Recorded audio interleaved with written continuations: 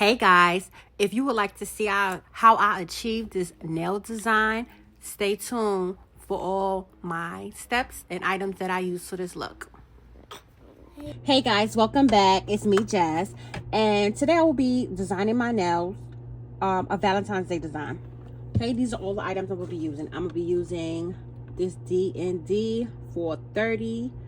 It's called Ferrari Red, in the shade Ferrari Red.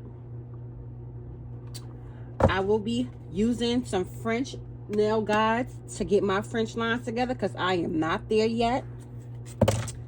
I will be using these confetti nail art. These are some hearts I will be using. Tweezers. Nail rhinestone glue. I have these packs of stones and pearls, and this Born Pretty gel polish collection, and I will be using one of these as my nude base, and Beetles top coat and base coat. Let's get started. Here I'm just applying the Beetles base coat to all of my fingers, prepping to get it ready.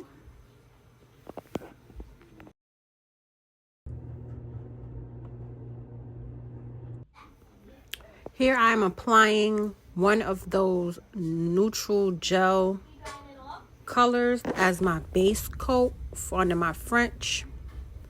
And now I started using my Ferrari Red.